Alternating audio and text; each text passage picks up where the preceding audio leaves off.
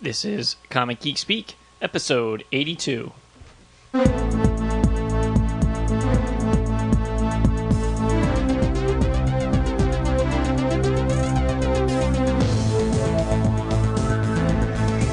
And welcome to Comic Geek Speak. I'm Brian Namer. Oh, I'm Jamie D. I'm Kevin Moore. I'm Shane Kelly. You're all cut off. That's it. I'm muting your mics, and you're done. There's no more airtime for you, you bastards. Thanks so much. Anytime. Not a problem. This episode of Comic Geek Speak is sponsored by Drawer Boxes, the ultimate solution for comic storage. You can check them out, collectiondrawer.com. They're very, very cool things. It's perfect time for loved ones, for Christmas gifts.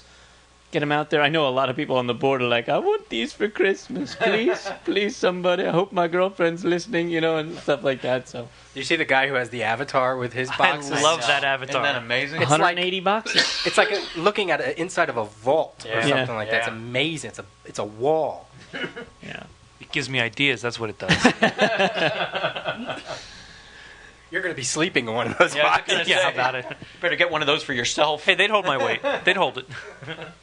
Just a quick reminder, for more information about this month's Book of the Month club selection, check out our website, comicgeekspeak.com. And for the bulk of this episode, you will be listening to a fantastic episode by the absolutely fantastic Gene Colan. We all are big fans of his artwork, and hopefully you are too. And so here's Gene. Hello, Gene. Can you hear me? Yep. All right, excellent. All right, Gene, welcome to the show. Thank you. With me is Jamie, Kevin, Shane, and Peter, and we are the crew from Comic Geek Speak. Okay. It's Nice to meet you. Nice to talk to you. Pleased to meet you as well. Same here. It is an absolute pleasure to be speaking with you, and we thank you so much for taking the time to join us. I feel very honored. Thank you. Now, Gene, the first question that we always ask everyone is when did they first start reading comics? And from what I understand for you, it was when did you first start reading comic strips? Oh, well, it had to be in the 30s.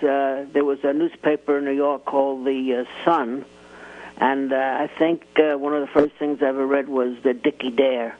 That comic strip was drawn by an artist by the name of Colton Waugh.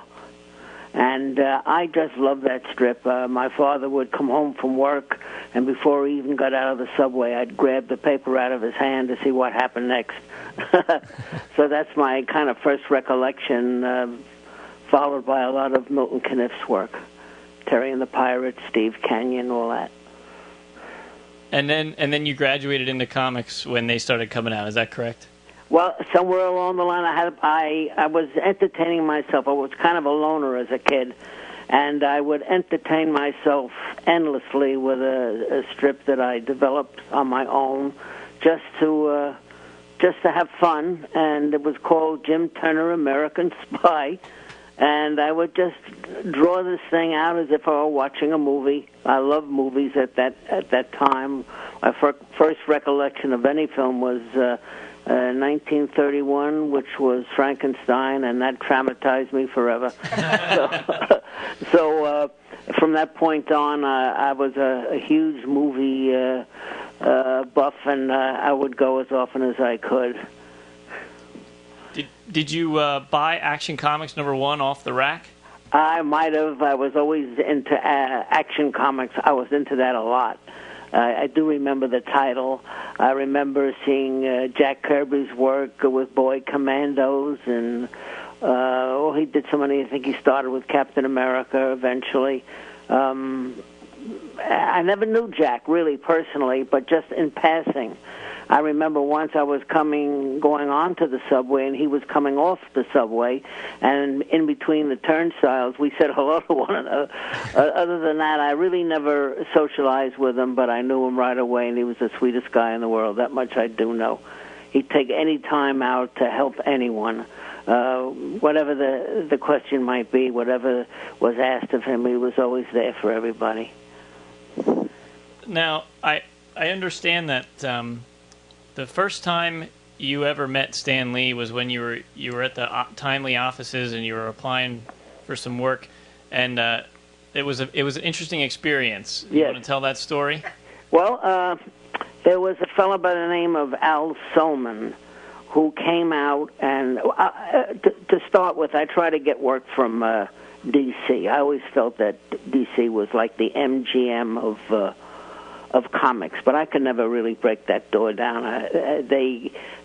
My first attempt to get into the business was through their office, and when I got off the elevator, what I saw immediately was a huge oil painting of Superman right outside the secretary's office, right out there, and I was very impressed. I must have been, roughly speaking, 13, 14, 13, somewhere in there, and then I got to see someone. I showed my work, and they evidently must have seen something or was just being nice to me to show me how comics were really drawn. I thought that however they appeared in the magazine was the size that they appeared with when artists were drawing it. But I was so wrong. They impressed the daylights out of me by showing work that Bob Kane had drawn of Batman and other artists, Mort Meskin and people like that. I just couldn't believe what I saw. The work was so great. Jack Kirby. It impressed me immensely, and I knew I had a long way to go before I could even begin to ask. They gave me the advice of going back to art school, which I never liked doing in the first place. School and I never got along well, so I knew I had to do it. I had to bite the bullet and go, and so I did. I went to the Art Students League for a while, and that was my first brush with art in learning the craft.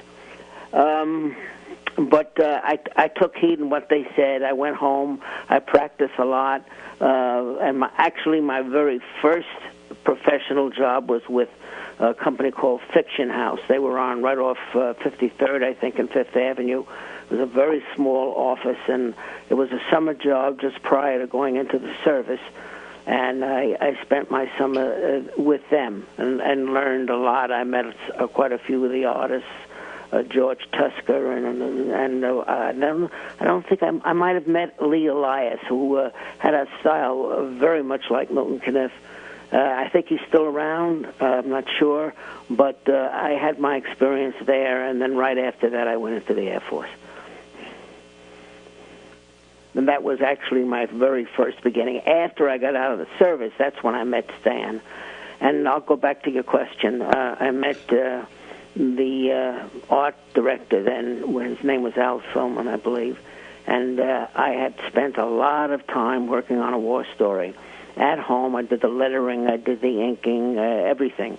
And then I came in with it, and he saw something that interested him. So he asked me to wait in the reception room while he went back to where Stan was in the offices in the back. And I knew by the length of time that he took that maybe there was an interest there, and I was right.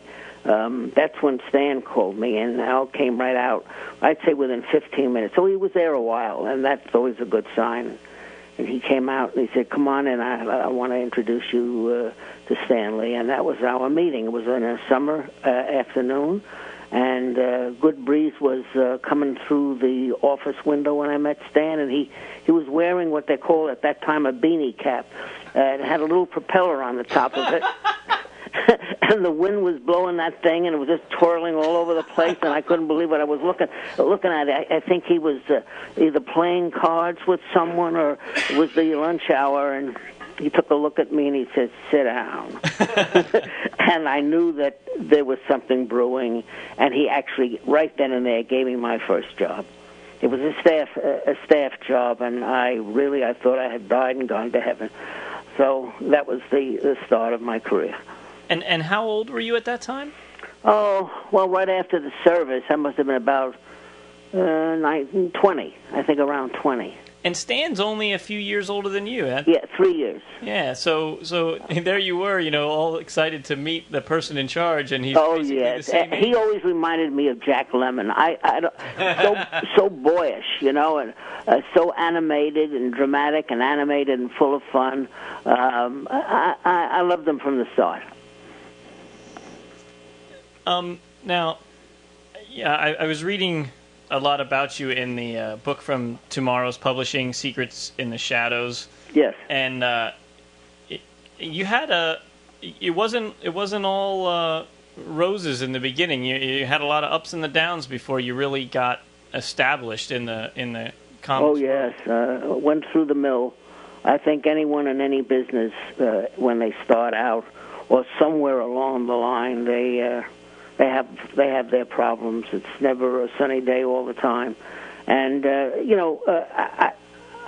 I could do the work, but not as professional as I wanted to. But it was a good break for me to meet with other artists like Sid Shores. Sid Shores ran the art department, and he helped me tremendously. He was with Stan for a long time prior to me. So he helped me a lot with the things that I couldn't do, and so I got a lot of help from Sid. It was a great experience, and once I started to freelance, and I was totally on my own, and I was married then, and I had the beginnings of a family to be concerned with. So I was a real workaholic. I stayed up until maybe 4 in the morning trying to meet the deadlines, and it was not easy. But fortunately, I loved art, and when you love something that much, you're not too much aware of the day of the week or the time. So that's how I spent my years in establishing myself. Didn't have a style at that time, or at least I didn't think I did, but it evolves. You don't know. It's like handwriting. I always say that it's like handwriting because you're not aware of the lines that you make when you sign your name, but it's still very distinctive, and everyone knows your name by the way you've written it. They can tell who wrote it and who didn't write it, and art is the same thing. It evolves. People do ask me. I've taught in School of Visual Arts, so a lot of the students would ask me, how do you get a style? Well, it's nothing that you do on purpose. You might start out thinking that you're going to copy someone who's very successful, and follow their lines and do it the way they do it because you admire it so much. Reed Crandall was another artist who I loved so immensely, and I tried his style. I tried everybody's style. But sooner or later, your own breaks through. Like it or not, it breaks through, and that's who you wind up being. Yeah, and you were talking about working to the wee hours of the morning. I understand that at some points you were cranking out 2 complete pages a day. Yes, but not from 9 to 5. Well, yeah. It was like from 9 to 4. Yeah. I just had to stay with it because there was always a deadline to meet. And, the longer you work at something and when the hours start to creep up on you, you're not thinking too clearly. So I just pushed through it. I was young enough to withstand that, and I could push through it. But I have many regrets over that, especially as a family man. You're at home all the time, but you really never get to see your family. There's a price to be paid for that. But from a reader standpoint, that's an honorable thing because we're in a day and age when it seems like most artists can't even meet the deadline of 1 page a day to get 1 monthly book out, and so that's... I think what takes place is a strong sense of restlessness. They want something different. They want to be moving all the time. Young people are like that. Some have patience, but a lot of patience is required to grow as an artist, and the staying power is very important to develop a style that way and to get to know the character that you're working on. If you just keep zipping around from one story to another and never really meeting up with any of the characters that you do, then I found it difficult. I always wanted to get a book of my own and do one character, and eventually it did take place, but it took quite a while.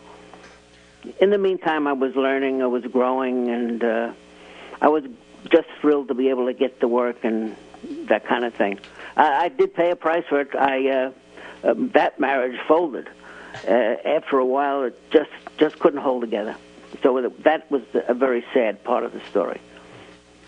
Before we get into your superhero career, you did practically every other genre before that: war comics, horror, crime. Were you happy doing that work since you grew up reading a lot of the adventure and sci-fi kind of comics? At that time, did you even think superheroes would come back again? I never questioned it. I thought they were going to be around forever. I never questioned any of it. But whatever they threw at me, I knew I had to do. I couldn't say, well, I'd rather have this or I'd rather have that to do. To me, it was important to be able to do anything that they asked me to do, even if I knew nothing whatsoever about it or had no experience in it. I would just get together what information I needed to get and start from there. If they asked me to draw a dragon, I never drew one before, well, I'd learn how to draw a dragon. I'd get out some books that would show dragons in it, even fairy tales, whatever I could get that give me some information. I would use that as a springboard to start. So whatever they asked me to do, and I knew that there might be some research involved, I just went ahead and did it. I thought it was important to accept anything and everything. As an artist, that has to be for our listeners out there who are budding artists and yes. Who are just starting out. It's so true. You know, there's only so much you can do from your own memory before you have to start researching and pulling from life and inspiration. Right. A lot of things when you're starting out depend upon remembering what you see. It's amazing what information your brain can store up. And remember how folds look on a coat when someone is sitting down. You can't help it as an artist, but think of those things and look for them. And then starting a file. I remember I started a filing system, collecting photographs or drawings of whatever I thought I might need in the future, and I kept it in a little shoebox. Eventually it outgrew the shoebox, and I had two of them. 2 boxes, and then of course I realized that no longer would do, and wound up with a filing cabinet, and then I had to separate the photographs that I had accumulated and put them in order, and that's how a filing system starts, and I relied upon it quite heavily, especially on period pieces, and once in a while I'd get those. And that was always a challenge, not being familiar with the dress code of the 1800s or 1700s. I found it just fascinating, and my biggest inspiration had always been movies. In those days, 98% of the movies were shot in black and white, and so I was basically dealing with black and white. I didn't have any coloring to do, and I got my light source from movies, all the old whodunit films and Sherlock Holmes and Boston Blackie and stuff like that you see on the screen were important to me. My favorite studio was always Warner Brothers because I never saw a Warner Brothers film outside of maybe a musical where there wasn't rain in it. And if there was rain in it and wet pavements, that would always set up the drama and the mystery of the piece, and I would pick up on that. So the movie screen became a big comic book. Gene? Yeah, I'm here. Oh, I'm okay. sorry. There was a signal I heard, a little beep. Go ahead. Oh, okay. You were I read a comment somewhere where you talked about shadow and weight. And that's so very evident in your artwork. And again, I'm jumping the timeline, but we just did a whole episode where we went through the first 25 issues, I think it was, of Tomb of Dracula. Yeah. And there's that series completely shows not only what you just talked about research and making all those European cities look authentic and costuming, yeah. and also the shadows and weight, which I said before you mentioned. I guess we can start getting into your Marvel work, which is when you finally got into Submariner with Roy Thomas and Jerry Conway with Iron Man. The new resurgence of Marvel's superheroes and the once again, you had a bullpen again, which you lost before, due to budget restraint and things like that. How was the excitement in that room? Must have been buzzing. When the freelancers had no work anymore? No. When it all folded? No, they all had to go to freelance? When Stanley brought most of you guys back again, he was pushing the whole Marvel Age, Fantastic Four #1, yes, Iron Man, and Submariner. What were you? I was freelancing at that time, and I was doing a lot of stuff for DC. I finally broke through to them. And I was doing a Hopalong Cassidy series and other things. There was a series on television about a detective who ran around town in a Rolls Royce. I don't remember the series, but I got that from Fawcett Publications, I think. So I moved around a lot. I think I'm missing the point of your question. Just about coming back to Marvel after all that turmoil. I felt very much at home between Marvel and DC. I always loved Marvel the most because I got my start there. I was very familiar with everyone, especially Stan. To me, it was like coming home. So I never had any problem with Marvel. DC was a different operation, and I had a lot of trouble in the beginning. But life never goes along smoothly for anybody. And I've had problems, too, up at Marvel. So it became like a revolving door. You go through one and get work from them, and after a while you leave and go through the other one. And I bounced back and forth between Marvel and DC. But then there was a company called Quality Comics. I worked for them. There was Ziff Davis out there. I did work for them. So I was all over the map at that time because there was plenty of work for all the artists. If they wanted to take advantage of it, they certainly could. What are your thoughts on the Marvel method of comics? Comparing with what I could do back then and what's being done today, the artists are very superior, I think, in their craftsmanship.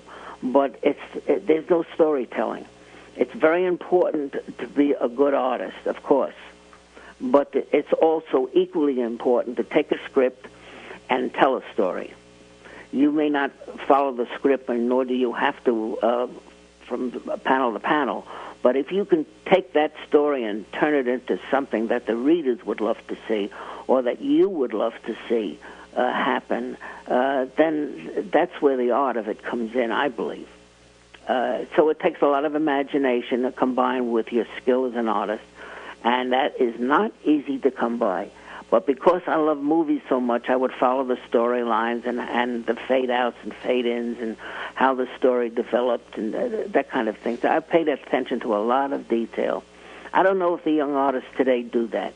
I think they copy from what they think is selling and what they think is popular. And I think basically that the artwork dominates. And the artwork in most cases is very good, but it's hard to tell the difference from one style to the other. Today, they're using tools that we never had. You know, there are computers now that do a lot of that, and some of it's airbrushed. And I don't even think they airbrush. I think it's all done on a computer now, and which was not at hand when I started. I mean, none of that stuff was at hand. I once tried to get them to reproduce one of my pieces way back in the 40s from pencil, but the printing presses were not sophisticated enough to pick up the lines, and so Stan did make an attempt, and it came out awful. But today it's very easy. You know, they can pick up any kind of detail now. And so in fact, all of my work is reproduced from pencil. But right now I'm not doing comics, I'm doing commissions, and that keeps me very happy. There is a trend nowadays with today's artists of photorealism in their photorealistic art, and there's arguments on both sides of that. So I guess that's sort of what you're talking about as well. Well, I like the photorealism as a starting point, and then I try to add something on my own to what I see. I bend it. I make it into more than what it is. Disney cartoons have helped me a lot because there's so much exaggeration in it. And so if I see a photograph that I find is very helpful, I'll take it as a tool, but I'll change it. I'll do something to it that I use it as a springboard, as a starting point. And then as I'm doing it, I see what I can do to emphasize it even more. And it slows me down, I have to admit, but when you start working strictly from your head and no other way, then it becomes monotonous. Everything looks the same all the time. The characters even look alike. I try to get the characters different. I have a whole filing system on characters. Men, women, children, and lookalikes. You know, the characters that are the same. I could be working with a heavy person, say, and have a front shot of him. Then I'll have a side shot of him, a three-quarter shot of him, a back view of him, so that it can look like the same person no matter how you view it. I do a lot of these things, and I've been doing it most of my career. And more so, as I started out, I started to do more and more and more of it, and that's where I'm at. Along with the Marvel method, I understand that you would sometimes get yourself into a bit of a bind because you didn't read the script all the way through, and you'd end up having to cram the last couple pages into a couple panels. Oh yes, I did. When Bullet came out, the film Bullet. Steve McQueen, what was it, 46? No, it was 60s. It was in the 60s. About 60, 68, somewhere in there, I think. I think it was in the 60s. Mm-hmm. Yeah, it was. I think anyway, I was so impressed with the car chase scene, I was itching for an opportunity to do one like it in the comics. And one did come along. I think it was with Captain America. And instead of, maybe just taking a couple of panels to show a car chase and let the captions carry the rest of it, I ate up about 4 or 5 pages of it. and Stan had a canary over it. He said, "What are you doing here?" He said, "No wonder you got all jammed up at the end."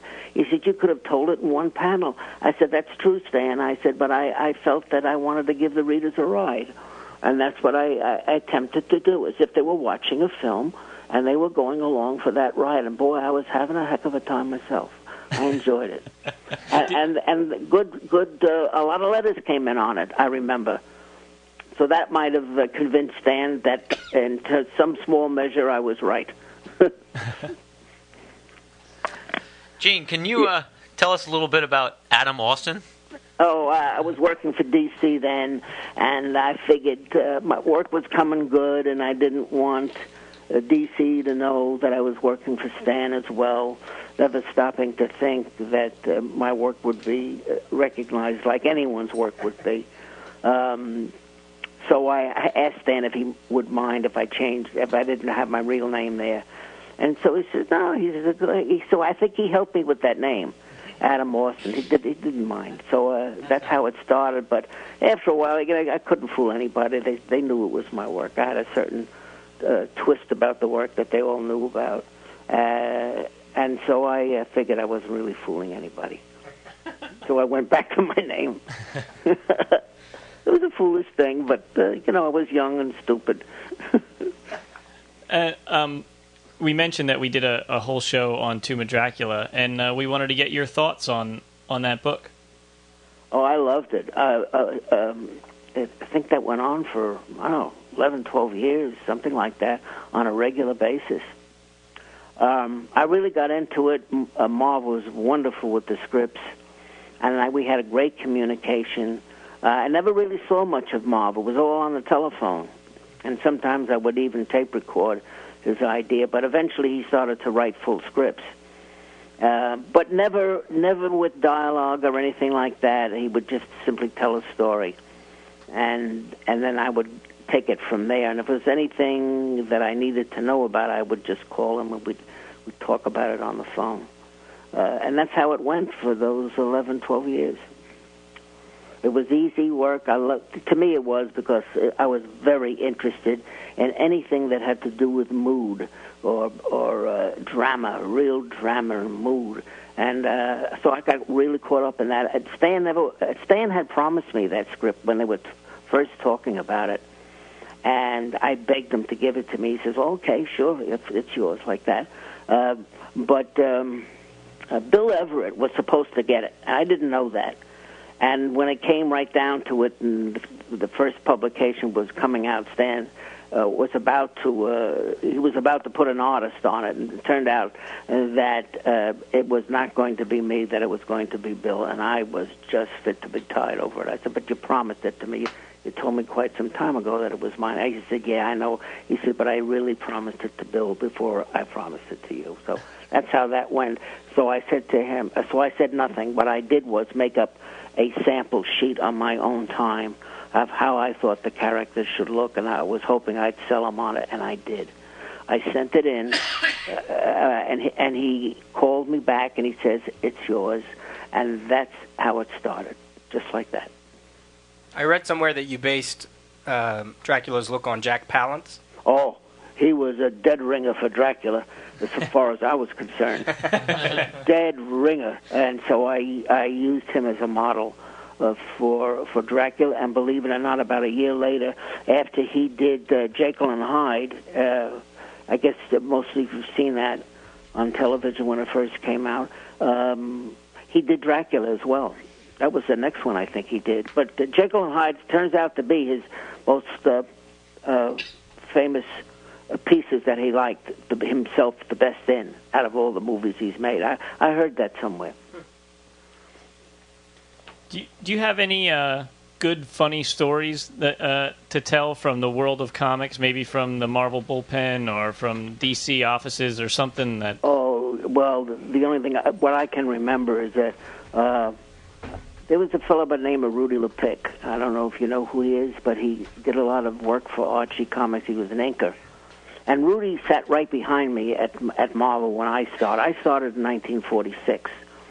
And it was a big art department. And there must have been maybe 20 artists in that room. Sid Shores, myself, Danny DiCarlo, a lot of other people.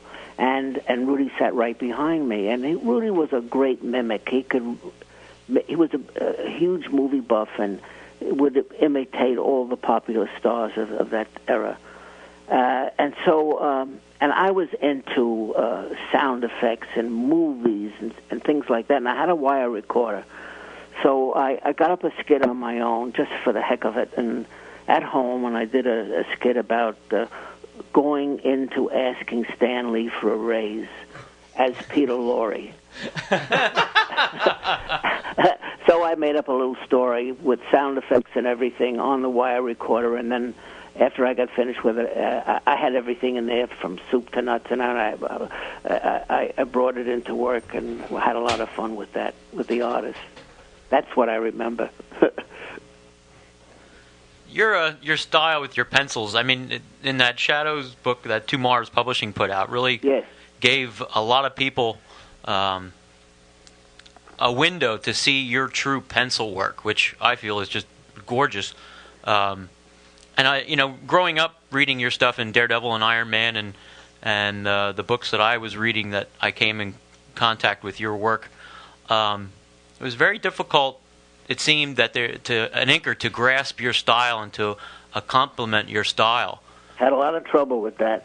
A lot of trouble. I knew I was going to have trouble with it because I drew to suit myself. If I like what I drew, even though I would know that it might be damn near impossible for any inker to render it that way, I drew it anyway. I figured that I'll leave it up to the inker to leave in what he wants to leave in and take out what he wants to take out. And that's how I looked at it. I did it for myself, and hopefully I did it for Stan or any of the other editors that I was working for. I did my best, whether it was reproduced or not. That's how I approached it. If I were looking for a special effect and it required pencil work for that, that's how I would put it in. Let the inker figure out what to do. And sometimes I would get a really good inker that would take the time and trouble to do it. Most of the time not. Frank Giacoia, I loved his work, so he inked a lot of my stuff. Al Williamson was a wonderful inker, Tom Palmer, who did all of the Dracula series, and then some. I did one called Stuart the Rat, and he inked that as well. Fabulous inker, and he would take the time and trouble to put in those halftones, which was what was required. So that was my approach to penciling. I wanted to get to feel the drama myself, even if it wasn't reproduced that way. I was hoping and praying that I could get an inker that would be able to do it or cared enough to do it. But time was money to everybody, including myself. I always had a battle with it. How could I avoid staying up so late and killing myself like this and live a life? But I there was no way I could settle it. Either you put the time in or you don't. So I put the time in. That was my choice. I couldn't help myself. That's how I did it. And so I had trouble with inkers. But eventually, as time went by and I got a little bit better at it, so that inkers could pick up a little bit more of what I did, I got much better inkers. As I told you, Tom, Al Williamson, others, and not too many others, I have to tell you. There were others, but not too many. So that generally was a problem. I thought Sid Shores did really... Oh, Sid was great. Sid could draw anything with hardly any information in front of him. He knew everything there was to know about horses and things. He was just great. Sid was wonderful. The last part of his career was not the best. He couldn't pick up work. He couldn't get work. And for the life of me, I could not understand that. I just didn't know why that was happening to him. So it was a bummer for him at that time. Terrible. And you yourself are not very fond of inking, I hear. No, I get too intimidated by it. I'm too fussy, and I spend too much time with an electric ink eraser. I can't stand whiteouts, painting over something to take it out. It becomes too time consuming, too much of a worry. So I do what I do best. It's the penciling, and that's what it's come down to right now. And I can get all my stuff reproduced from pencil. I've done a lot of work for Dark Horse, and they've reproduced everything from pencil. And for other companies, I just did something last Halloween, The Simpsons. We saw that. Yeah, it didn't come out so great. I thought that a lot of balloons blotted out the artwork, and the coloring was too overpowering and too dark.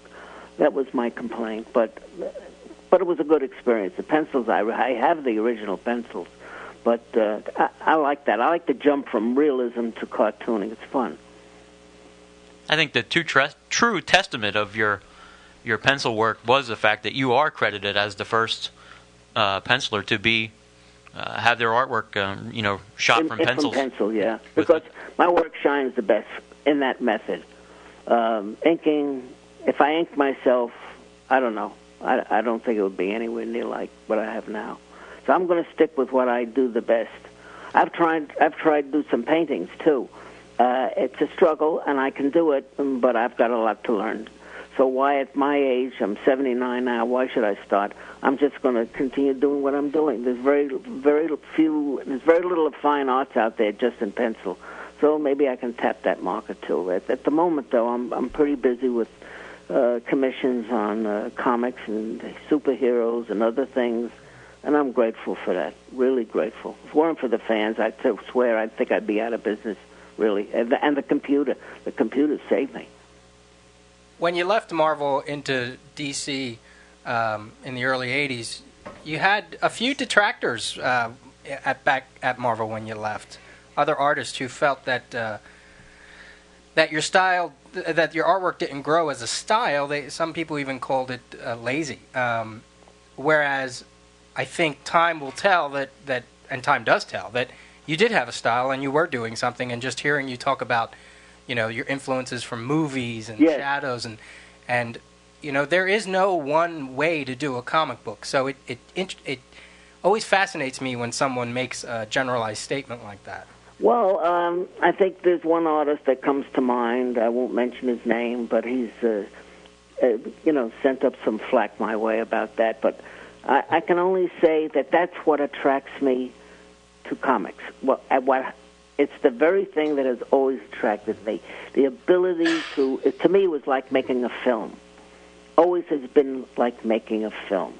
And so maybe I'm a frustrated filmmaker. I don't know, but I can pick out the characters I want in it. I can handle the lighting.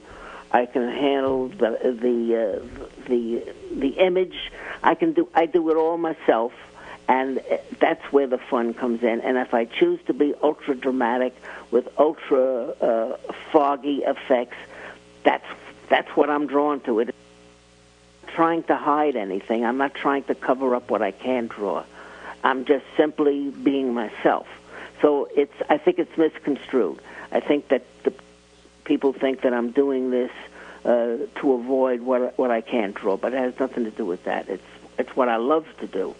And you certainly proved yourself. I mean, the Tomb of Dracula stuff alone shows that there's not. From a swamp to Paris to England to a castle to woods. I mean, there's just so many settings in those 70 issues alone. Well, a lot of Dracula takes place in Boston, I believe. Some of it anyway. And I went to Boston, just went there to take pictures so that I could be more believable in the story. People that come from Boston also read Dracula. So, and if they can recognize their street and their town, their city, then all the better. I try to make everything as authentic as I humanly could. Did you go to Transylvania, too? I would go there. I would go. If I had an opportunity to go, I would go. I really would. It's thrilling. It's a big thrill to be able to do that. I think if they ever let me loose in a like in Paramount Studios in their prop department, I'd go wild. I would just go wild, because that to me is what it's all about in storytelling and art, in comics or in anything. That's the big part of it. I just love that part of it. I never thought I would ever have the patience to do research, but as time went on, I loved it. And I think a lot of the young people today, they don't have patience. So many of them are very talented, but it's patience that's required to reach their goal. A watch pot never boils. If they were to just go for what they want to be and do what they want to do and forget the time element, they'd get there quick enough. Gene, while we were doing the Book of the Month Club, the one comment that we kept getting, people were so on the story. They thought it was a little dated, a little 70s. Yeah. But the one thing that, to a one, was, God, that Gene Colan artwork is incredible. So I just want you to know you are, even now in your 70s, you're still getting new fans. A lot of people said, I got to go back now. I got to find his stuff. Uh-huh. I got to, pick up this book from Tomorrow's Publishing. So I just wanted you to know that there are still people out there discovering it, a new generation, and good artwork is just good artwork. And I just wanted to say. Thank you so much for that. People very seldom ever, it used to be that way, compliment you on the art. But it's so generous of you to tell me that, and everyone there, too.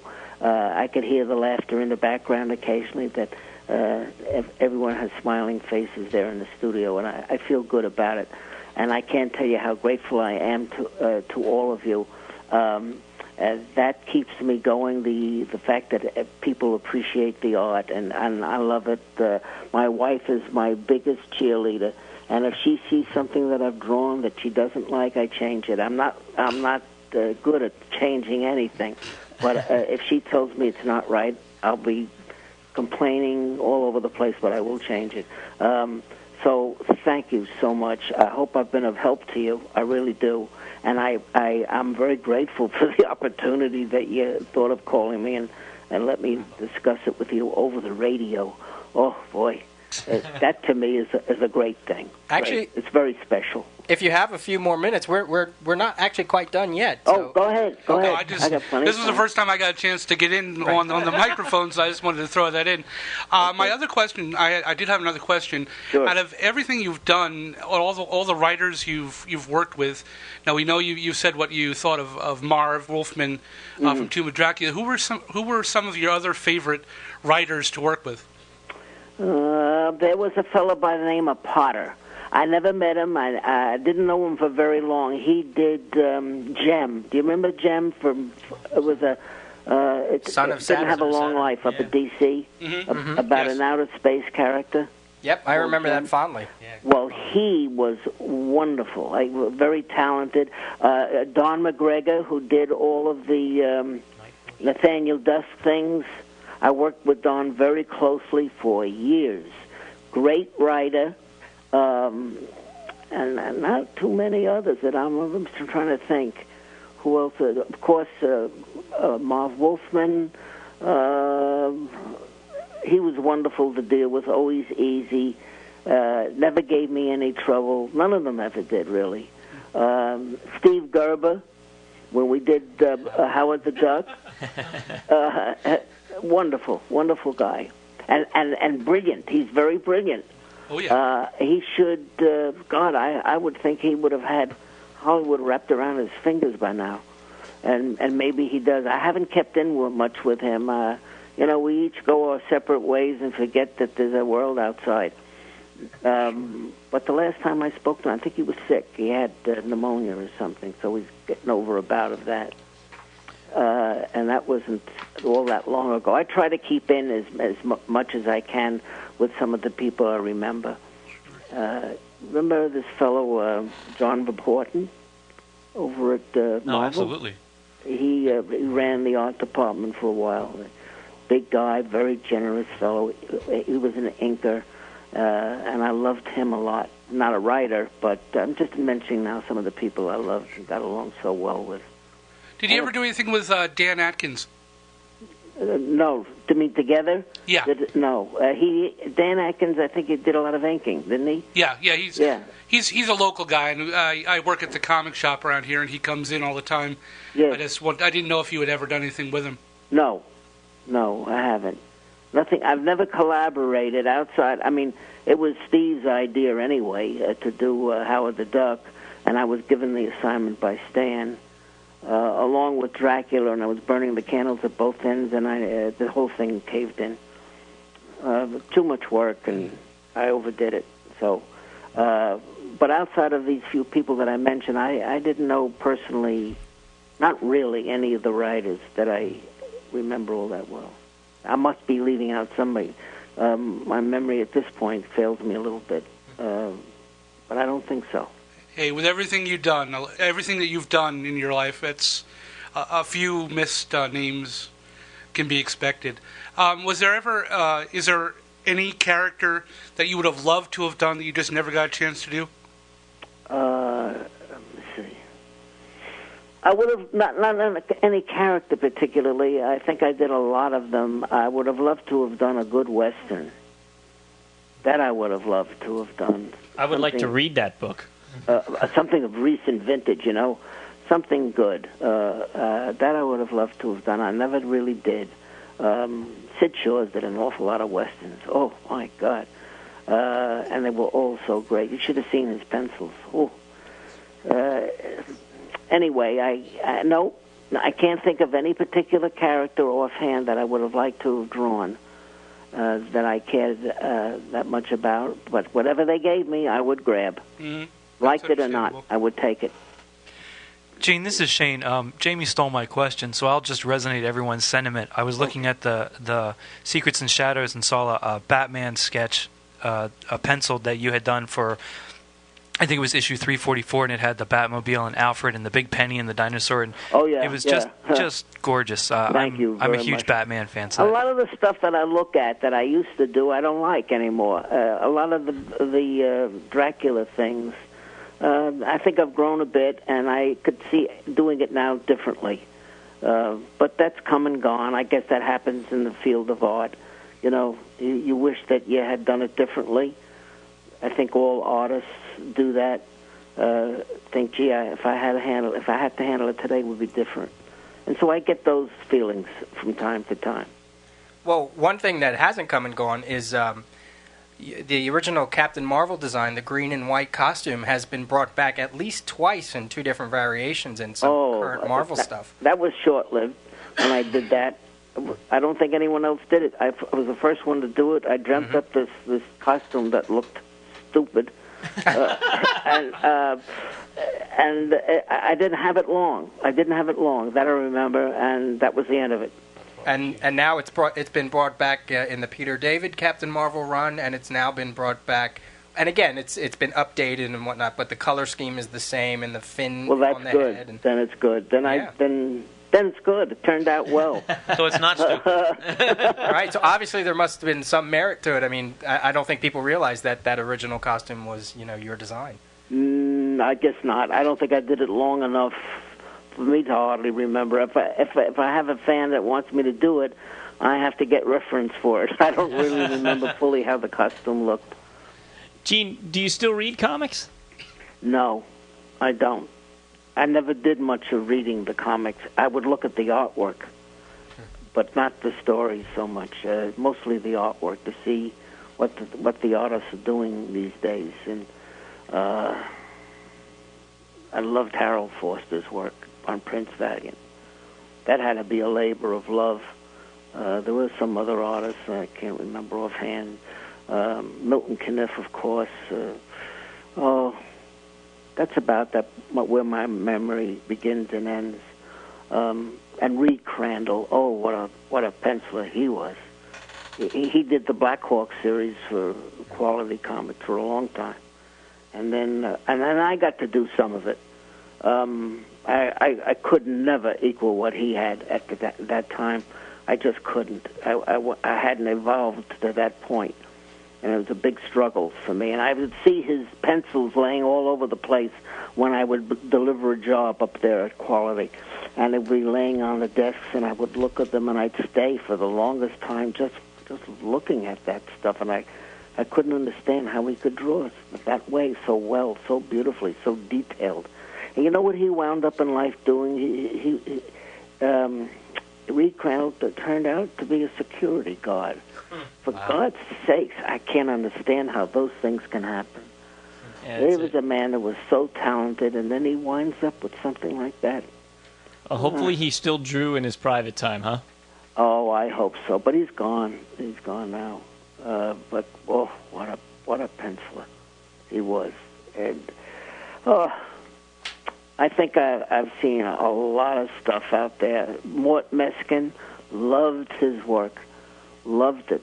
Very inspirational to look at. Jack Kirby's work. I got a lot of inspiration from Jack and the sense of speed and violence, like when something hit something, you felt it. The bricks would be flying right out of the panel. The fist would come right out of the panel. It had a three-dimensional look, and he really brought the reader into his work. He loved it. He was a thinking man. He knew he invented all these strange pieces of equipment that would appear in the comics. He was wonderful at it. That MODOK character, do you remember that? Oh, yeah. Big head, sitting on a platform. I mean, you study all the intricate things that he had to come up with, and he did it right out of his head. He was wonderful. What a talented man he was, and very unassuming. Sweet guy. Yeah. Things change, whether you're moving or don't move. Life changes, like it or not, and you got to learn to go with the flow. That much I do know, and I've had some editors that were terrible to work for, and I've had some editors that were great to work for, and I think that situation prevails in any line of work. You just have to learn to get along with everybody as best you can. That's my advice to anybody that's in the art field. I'm sure that kind of situation comes up no matter who you're working for or what you're doing. I think I'm a frustrated filmmaker, to tell you the truth. I really am. But, maybe I'll come back in another life and be a filmmaker. Cecil then. B. Colan, right? Well, in a way, to me, you are a filmmaker, and it's interesting to hear you say that because your storytelling ability in your comics is very fluid and cinematic. And I got it from the movies. and atmospheric. I did. How are you guys making out? Where are you calling from? New York? Pennsylvania. Pennsylvania? Yeah. Oh, wonderful! I grew up in Stroudsburg. I did a lot of growing up in Stroudsburg. Yeah, was it your aunt or your uncle or something? Not my uncle. Yeah. Yeah, he had a dog. The only way I could get to play with a dog, my folks wouldn't allow me to have one. So I would go to see him on Easter, and I had a ball. He had a little Boston Terrier, and what a time I had. Oh, my God. And that's what I remember of Pennsylvania. I loved it. It was a one-horse town, and I just loved it. Everybody knew everybody. Yeah, we're not that far from there. We're in Reading, Pennsylvania, so we're about an hour and a half or something from How's the Stroudsburg. weather there? Well, we're supposed to get snow tonight. Good for you. I wish I was there. Yeah. Oh, boy, I do love I the love snow, snow. so- I would do anything to be in a blizzard. I would. I just love it. People think I'm nuts, but I do love Oh, it. man. I love it, too. I'm right there with you. One of my favorite things to do is I hope for a nighttime snowstorm and just go out for a nice walk in the snow. It's so peaceful. It sends you back in time. You bet. Yeah. It's almost like a storybook experience, and that's why I like it. It blankets everything. The sounds outside are insulated. The foliage, the everything changes. Nothing looks the same. It looks like something very peaceful, and you wish the whole world was like that. I just love the experience. I don't have to be a skier to love it. I just love it. The bigger the snowstorm, the better it is. Absolutely. That was one of my favorite things to do with my dad. He'd be shoveling the snow, and I'd go down and with a hand shovel, no snowblower or anything, and I'd go out and walk and just hear the snow fall on the ground because it was so quiet. It has a sizzling sound as it hits you. Yeah. It sizzles as it comes down. Oh, well, hopefully I'll be going back to it. We're trying to get out of here. We've lived here about 2 years. I never wanted to be here at all, but 2 years was enough. And now we're heading back, and hopefully we can sell this house and get out soon. And you made out okay with the most recent hurricane? Yes, we weren't affected by. I mean, we were in the middle of it. The whole house sounded like it was going to blow down, but nothing happened. Thank God for that. Good. Yeah, a lot of people had damage, but I didn't have any. Just one little tree, a palm tree in the back, was sheared off at the top, but it's growing back, so everything is perfect. Good. I'm grateful for everything. Really am. To think I've ever come to a place like this where I can give an interview on the radio. My God, I'd never dreamt of any such thing. Never. Well, now you had mentioned earlier that the computer, in a way, has saved your career, and is that because of your website and the commissions? Well, that's what the computer brought about. It was I couldn't get work from Marvel or DC. It kind of dried up, and they wanted new young people to come in, and it was very impossible to get work for myself and a lot of other artists. So when the computer started in, I got one, and there were all possibilities. So that's how I got on it. I got a website up there. I had somebody do it for me that I knew. He was a fan, and he put up a website for me, and that's how it all began. I never even stopped to think that would ever come about or would have any meaning to my life, but it did, big time. And that website address is genecolan.com, right? Right. That's what it is. I have to ask my wife because she's the only one that works it. I don't know how to work the computer. Yeah, I think that's what it is. And if people can go there if they want to get you to commission a sketch, correct? I think so. There's another. Hold on. Can you hold on for a moment? Absolutely. Okay, hold on. He's great. Don't you want a Daredevil sketch from him? I want so much that I'd love to have from him. It's just, it's great. I'm getting on that list. How do you pick one? I know, that's the hard thing. part. I've been on his site lots of times because he posts all the sketches that he does. And they're absolutely beautiful. stunning. Absolutely beautiful. I mean, for a 79-year-old guy, he draws better than 99.9% of the 20-something-year-olds. It's unbelievable. Well, and I'm so impressed by that Secrets in the Shadows book that I've never seen his pencils before that. It's fantastic. Okay, if anyone wanted to commission me, they would go through my email, which is genecolan@bellsouth.net. All right. Excellent. Thank you. And Thanks for are asking me. Are you currently accepting more work? Are you booked up right now, or? Oh, I've been booked up. I'm trying to catch up with stuff that I've owed, but I'm just about finished with it, and I'm always open to work. I love to do it, whatever it is, and I do. But I'm also trying to fit in some fine arts as well. So I always keep myself busy in one form or another. I'm certainly open to commissions, and that's the only way right now that I make a living. All right, well, I can guarantee you got at least one commission coming from me. I'll be sending an email before anybody else even hears this episode. Oh, thank you. I'm Thank jumping you to the very top of the much. list Very here. nice of you. Honest to God, I don't know what to say. I just never dreamt in my wildest dreams it would ever come to anything like this. Well, I figure it was just some guy working for a comic book publisher. But I think every artist didn't realize how it would grow. See, the best things happen that you never even think about. For me, it's a no-brainer. I mean, I have a lot of original comic artwork on my walls from different conventions and all that kind of stuff. Yes. And all of it looks great. And then I see work like yours, which is kind of like leaps and bounds ahead of everything that I have on my wall. And if I have the opportunity to get an original Gene Colan sketch, by God, I'm going to do it. Thank you. Because your artwork is worthy of display, and that's just the way I feel about it. Thank you very much. Very nice of you to tell me that. And I wish everybody in your room there the best of New Year's, of the Christmas holidays coming up and the New Year coming in, and expect great things.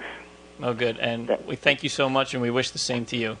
Thank you so much for the call. And as Edward R. Murrow would say, goodbye and good luck. Thank you. You too, Gene. It's been a blast, Gene. Thank you so much. Bye-bye. Bye-bye. Bye-bye. Accidentally cut it off. Yeah. Wow. What a guy. It's like talking to your grandfather, I swear. That's exactly what I was thinking. You can feel the warmth coming through the phone. I mean, it's just like, he's just a wonderful, wonderful human being. And, go ahead. No, it was just nice to hear a genuine, thank you from him. I mean, you knew, as you were saying it, he was feeling it. That's right. And it wasn't one of those, thank you, it was... I'll placate you. Yeah, it was a very heartfelt, thank you. Yeah. And if you like his work, or you're just curious about who he really is, maybe you've never read a lot of his stuff, you must pick up the Secrets in the Shadows book by Tomorrow's Publishing. And I'm not just saying that because we're friends of Tomorrow's. I'm saying this as a fan. Before I got this book, I never knew who Gene Colan really was. I never read any of his early Daredevil work or his Iron Man stuff. I don't think I had ever seen any Gene Colan artwork that I recognized before I saw this book. And looking through it, it just made me realize that I was missing out on one of the comics' greatest artists ever. And you gotta seek this book out. It's gorgeous. And his website again, genecolan.com, where they do have a link for his email, which is genecolan@bellsouth.net. And just get yourself on the list for a commission. I'm not sure what he charges. He doesn't have that posted, but I'm sure an email will clarify that. And there's if you're interested in the work that Gene has done for Marvel, he's done Captain Marvel, Submariner, Black Panther, Captain America, Doctor Strange, Daredevil, of course Tomb of Dracula, Howard the Duck, and for DC, he's done Detective Comics, Batman, Wonder Woman, which I didn't know he did that. I would be curious to see how that looks. Night Force, the 12-issue run of Silverblade, Gem, Son of Saturn. He also did the revival with Doug Munch on The Spectre back in the 80s. Nathaniel Dusk and Nathaniel Dusk 2. So, and we've also mentioned the later stuff. He did a lot of stuff for the black and white magazines as well. Like with Eerie and Warren Publishing, and did some of the Hulk magazines, and the Dracula Lives. Savage Sword, he did a little bit in some of the strange Savage Tales in there as well. So if you're looking for some of his work, that's the places you can go. And of course, a lot of that stuff has been reprinted in the Marvel Essentials. If you don't feel like spending money for back issues, you can still go get the Essentials, which are, of course, are produced in black and white, and which his stuff shines in anyway. So that's just a quick rundown. There was correct me if I'm wrong, Kevin. He did like 2 runs on Daredevil because he did one like in the late 90s. Yeah, he did. He was brought back in 95, 96, and did, I think, at least for a year. I thought so. Right before the title got canceled, and relaunched again with the Kevin Smith and Joe Quesada.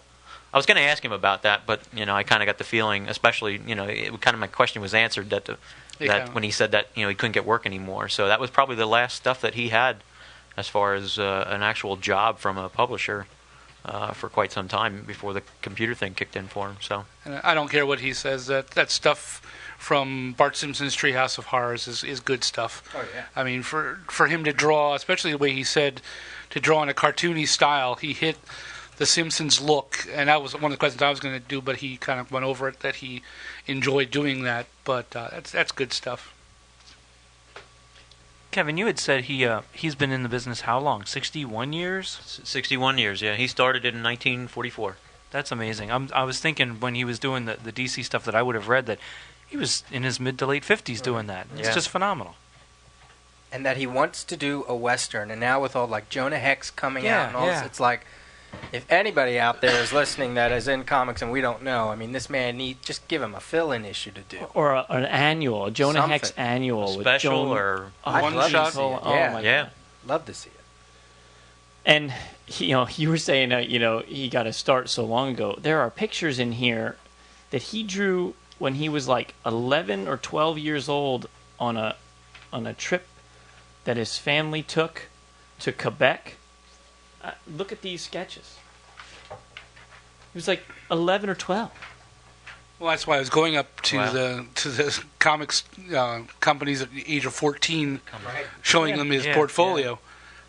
I mean, what's the running theme that we hear? From we interviewed Joe Kubert and all these other veterans of the industry. 11, 13, 14 years old. Going to the publishers, and I think that's phenomenal. Not just in the sense that they're that talented at that age, but also the fact that they're taking the initiative at that age, going to the publishers, looking for work, wanting to be involved in the industry. That speaks volumes. You got to love what you do if you want to push yourself that way at those ages. Yeah, you almost wish they would go back to the old studio system that would have that, because that sounds with when we're talking to Joe Kubert, that was what he was saying. He was working at a studio, and that doesn't happen anymore, I guess, for the kids.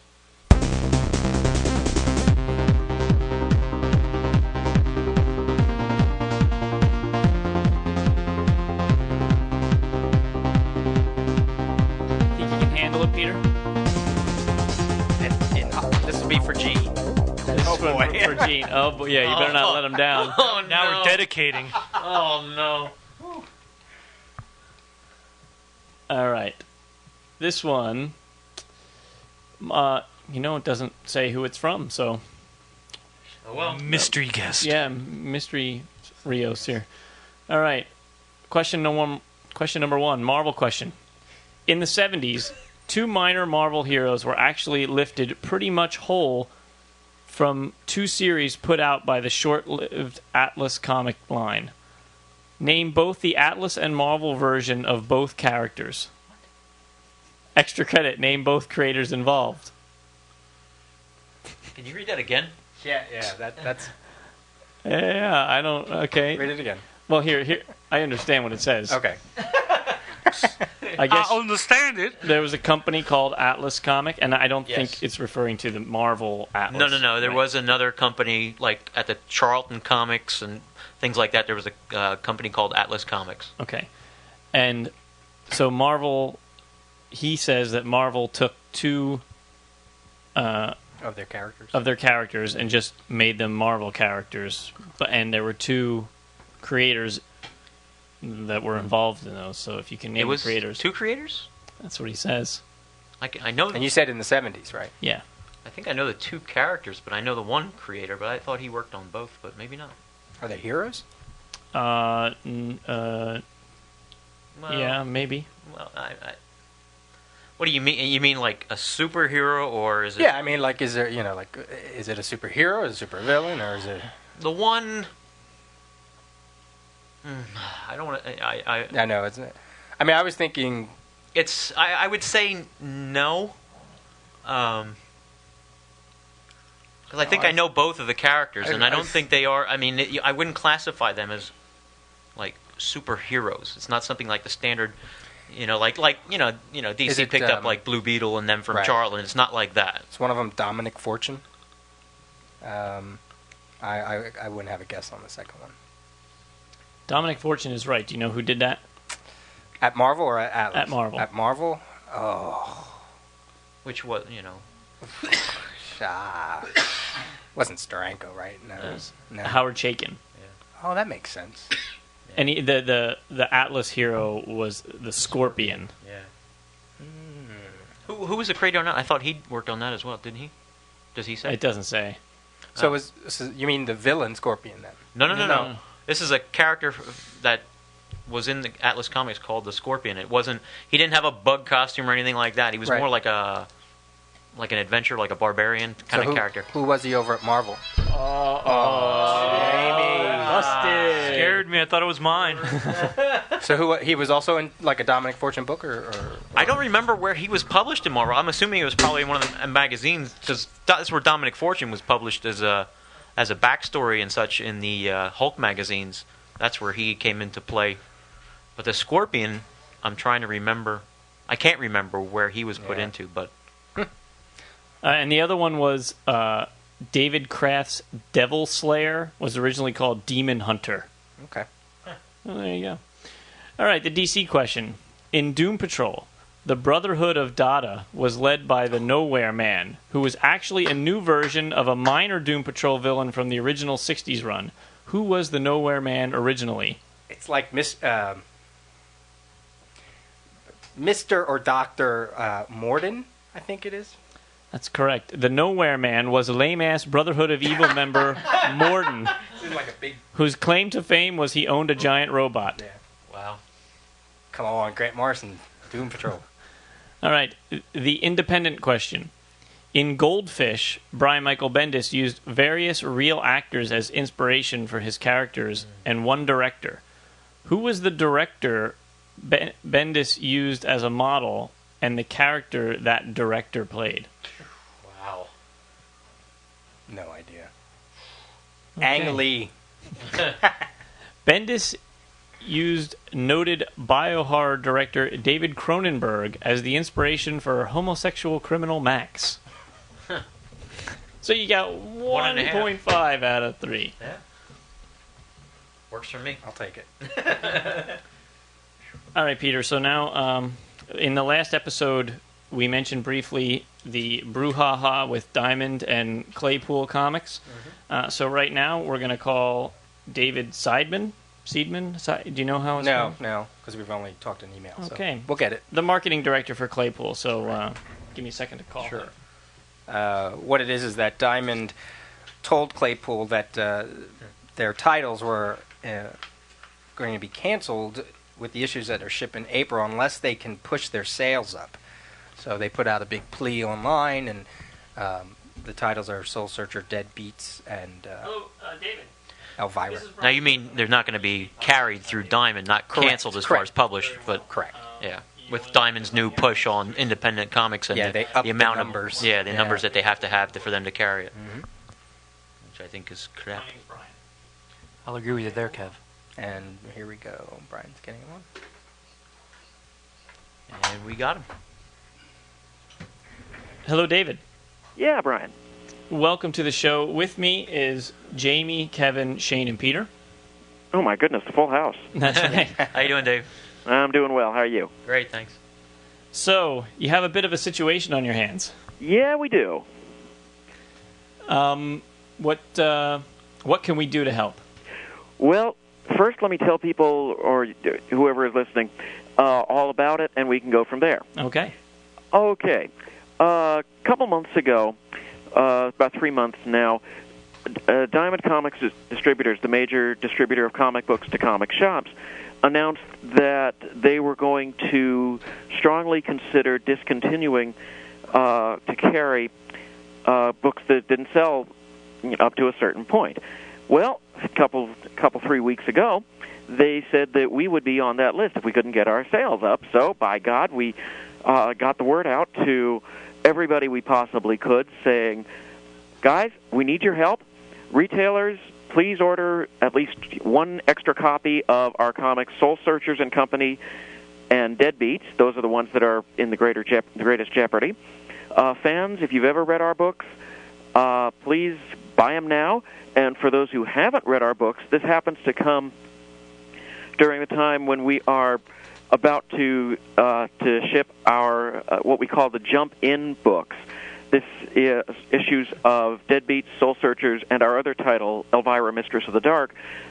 These are issues that are especially made for readers who are not familiar with our books. And so that's basically what's been happening. I've been doing, we as a company, I should say, have been doing a number of other things.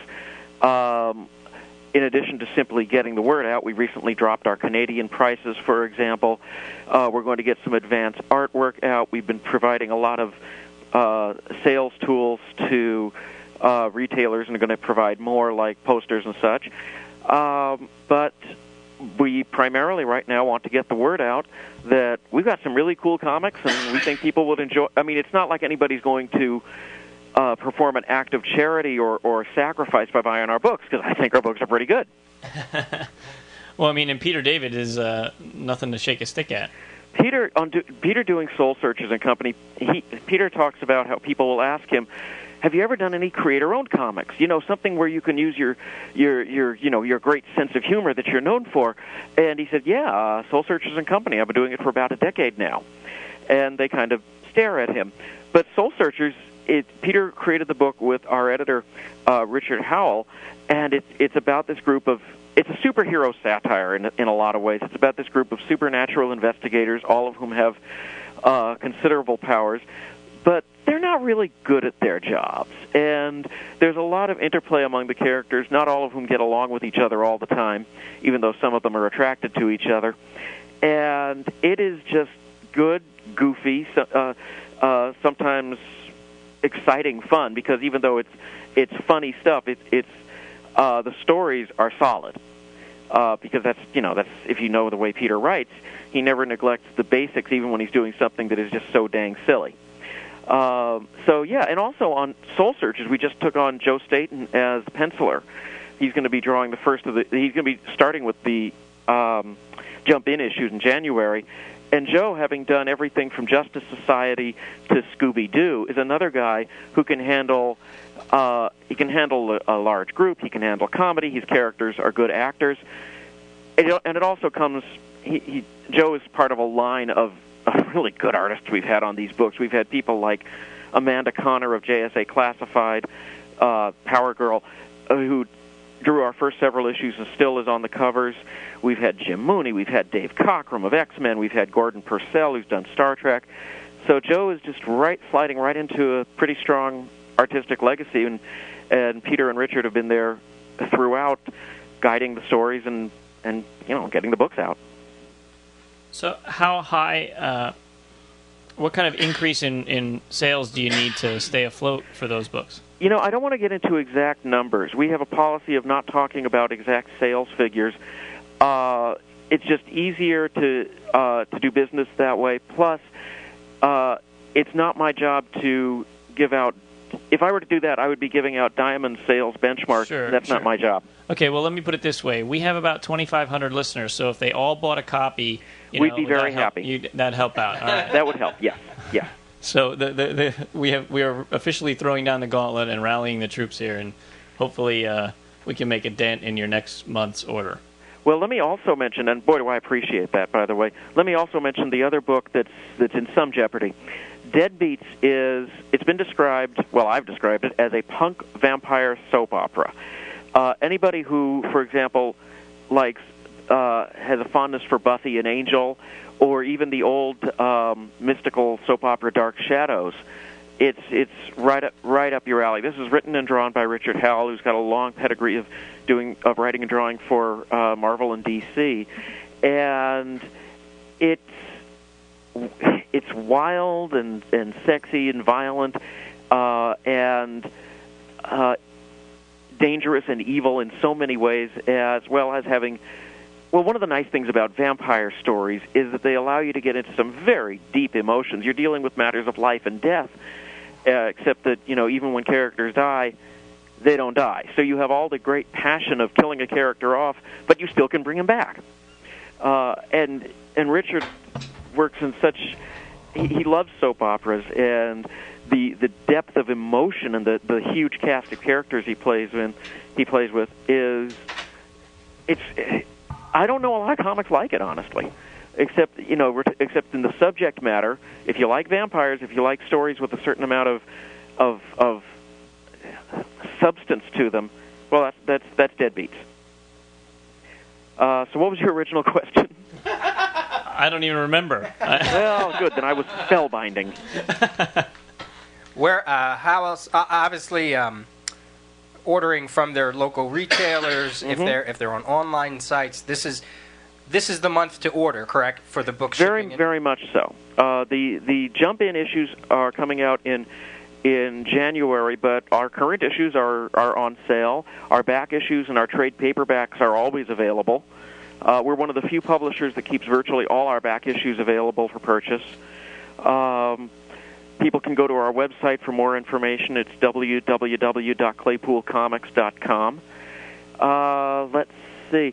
So, yeah, we do want people to, if you've ever read our comics, please come on back.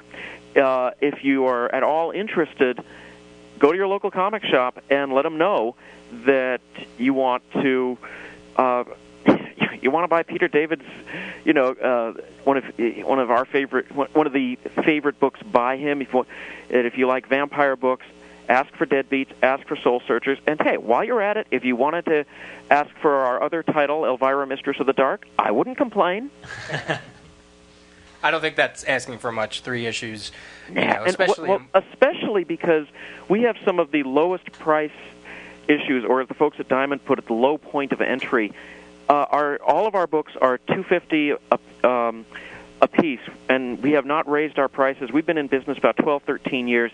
We have not raised our prices once. In fact, we recently lowered our Canadian prices. So it's not much of a risk for people to pick up a Claypool comic. I mean, at $250 a book, that's about as low a price as you're going to find out there. You said you have all your back issues and trades. Is that Pretty on your, much, yeah. on your website or through Diamond, or both? Both, actually. You can ask your local comic shop to order them through Diamond. You can order them directly through us. We have a company called Comics Warehouse that fulfills all our back issues, and we've got a link to them on our website. So, yeah, one of the things we've run into occasionally is people will go to the local comic shop, and for whatever reason, the shop might say, back issues from all that time back, I don't know if they're available. Well, from us, they are. We've always been very much involved with. We don't want people ever to get lost. We want you to be able to catch up with our stories real easily. Are those the only 3 titles you put out? Currently, yes. We had a mini-series called Phantom of Fear City, but that's completed. That was 12 issues in and out and done. Great. So then we're here to let our listeners know that Claypool needs a push. Yeah. And as I say, it ain't an act of charity, because one of the things that we're very proud of, and we've been telling retailers this for a while, our readership is steady. Now, the fact that it might be steady on a level that Diamond's not crazy about, okay, I understand that. But retailers have found out that once you get people buying Claypool comics, they're there month after month after month for years. I love our fans because, my God, they're so wonderfully loyal. So that tells me that we have to be doing something right. It's not the kind of company where people will, sample an issue or sample like a few issues and then go away. If they're interested in our books and they like what they see, they tend to stick around. So that's how I can say with a certain amount of confidence, you buy it, and if you like it, trust us. You can, because we've been doing this for a long time now. The convention season is about wrapped up, but do you make a presence at different conventions? Oh, Lord, yes. We're always at San Diego. Yeah, we usually do one or two other shows per year, sometimes maybe Chicago, possibly WonderCon up in the San Francisco Bay Area. We've done, Diamond has a trade show for retailers. We always go to that. We definitely try to be as visible and as public as possible. In the introduction to the second Soul Searchers trade paperback collection, Peter David has an introduction where he talks about our efforts at conventions and saying some, how can I put this nicely, describing me as somebody who will work a convention 24 hours until the last scrap of interest that anybody might have with us ends up, with them coming to our booth. I am not a complete maniac at conventions, but when we do a show, we do it up as big as we possibly can. I remember we've had Elvira, the horror hostess herself, at San Diego, and we had her at our booth, and the lines of people waiting to meet her were so long that the convention said, no, we've got to move her off of the exhibit hall floor and into our special autograph area. I mean, we were so popular, we were a fire hazard. Okay, a mixed blessing, but still something of an achievement. So we have a running indie challenge, so we're definitely going to throw that out to our listeners, that these 3 books, anything from Claypool for the month of February. Soul Searchers and Elvira, the jump-in issues for those will be coming out in January. Deadbeats will be coming out in February. So that's Elvira 153, Soul Searchers number 76, and Deadbeats number 76. Those are the jump-in issues. But as I say, if people want to go and buy comics, Claypool Comics now, or go to the local comic shop and put in an advance order right now, we don't complain. We like that. Great. And definitely go through, and that is the thing to do, order, and try to get those orders into Diamond, because that's really what counts right now. That is exactly right. Great. Well, thank you for coming on. Oh, thank you. I really appreciate it. No problem. All right. Well, take care. All right. You too. Bye-bye. Right. Bye-bye. I think that's the least we can do. Yeah. Why not? If you can get quality comics and look at the numbers, I mean, issue 76, issue 70 this, and issue 153, I mean, they've been around. They're around the block. Yeah, so, I mean, they're not out there for nothing. And if they can stay in it that long, it shows for something. So why not check it out? At least check it out and see what you like. If you don't like it, fine. If you do, great. Support it. And $2.50 a book. That's great these days when everything's on the rise and they've stayed that steady stream for so long. Anything to smack Diamond upside the head, that's what I look at. What's kind of scary though is you figure $2.50 when they were originally doing it was an expensive book. Oh yeah. Now sure. now I'm like, where are the $2.50 books? I'd like to get some more of those. Yeah. And they are good books. I mean, I've read a few of them, and especially Soul Searchers, and it's well worth picking up. Yeah, definitely. I mean, just for that 1 month to help them boost. If you read them and you get them and they're not your cup of tea or whatever, but for about a month or two, it wouldn't hurt. I don't think it's a horrible thing to ask. So let's do it. Yeah, do it. Do it. Just do it. Done. Done. Oh my goodness, that was really silly. I'm downloading a voicemail here. Just 10, 9, 8, 7. It's going. Thanks for fast. preparing. Listen up, chump. This is a feisty room tonight. All right. Here. Oh, hold on. Okay. Messing up on a Gene Colan. Hey, CGS guys. It's Jackson Murdoch here, and I just finished listening to episode 73. I want to let you know that was probably one of the most enjoyable episodes I've listened to date. You really need to get those 2 ladies back. I love listening to those wonderful voices for a good, an hour, maybe, hour plus. I I have some more comments about the show. I just don't have enough time since I'm just on my break, but I did want to drop this word off to you. Also, I did listen to the Comics Cast episode where you had that roundtable discussion that Peter attended. Peter, it was great. It was interesting to hear you away from the other guys. I enjoyed that show as well, and I let Bruce know that too. Just want to let you know real quick that I'm kind of siding with Jamie on the whole Blue Beetle situation. I'll have to call back and give my reasons about that later. I said I don't have enough time, but the episode did stir me up enough to make this quick call. I wish I had. I guess I'm just going to have to call probably when work's done and go into a little more detail or depth. And if I can't do that, I'll just have to send y'all an email and kind of go on a little more, because there was something that happened at my local Books A Million this past Saturday that really stirred me up and kind of ties into the discussion that Jamie and Peter had. So anyhow, I'll just get back to that. I've got to be running now, so I guess I'll just get back with y'all later. Great job, guys. Adieu. He's always an entertaining voicemail. There's always something going on. I guess his airplane was taking off, and he had to The crop duster. It's from like what is that, North by Northwest or whatever that.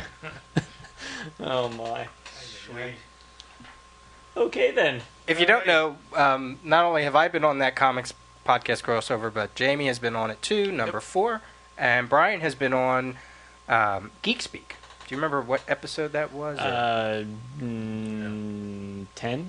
Episode 10, I think. Okay. It's in our links. Both Comics Cast and Geek Speak are in our links on our website, www.comicsgeekspeak.com. And if you go to either of those websites, I'm sure they'll have the show notes up for those episodes. Right on. Cool. All right. Well, that wraps us up for the day. Could I do two quick things? Nope. No. Thanks. You bastards. First off, this will air. Okay, thank you. Will air after my week has been done. I just want to thank everybody for writing in the questions to ask Jamie D. It was a blast. I know I still have a couple questions there I haven't answered yet, but I will. And except for Alex's, I'm not going to answer his. And I also wanted to throw out real quick, that way, so if it comes true, you guys can all come back and listen to this podcast. I have a little conjecture on what's going to be happening in Marvel. And this, I'm just going to throw this out, and if, Not a spoiler. This is not a spoiler, because I have no idea. But I was reading Deadly Genesis and all this energy that's been shot out from the end of House of M. And I'm thinking, what are they doing with this? Why are they doing this? And I saw all of a sudden, in this month's previews, I saw Operation Galactic Storm trade paperback. Now, that's so out of the blue, I'm like, what the hell is Marvel doing? So there I am sitting reading Deadly Genesis, and it hit me. What if this energy that went out will nullify what happened in Operation Galactic Storm, which basically was a bomb went off, stopped the, I guess it was the Skrulls from, I think it was stopped the Skrulls from being able to shapeshift, and it also stopped something in the Krees, stopped them from evolving. So what if this wave boom triggers that again, so now the Skrulls can shapeshift, the Krees can continue to evolve, and all of a sudden they're kind of pissed, and they're going to come back to Earth and go after the superheroes. Just some conjecture. If it comes true, fine. If it doesn't, it's still just a theory I had, and I just wanted to throw out there for everybody to kick around on the board for a little bit. Now you can finish. That was your fortune from Nostra Shiznitz.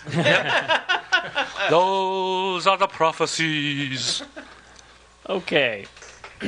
Once again, this episode of Comic Geek Speak was brought to you by Drawer Boxes, the ultimate solution for comic storage. You can check them out on their website at collectiondrawer.com.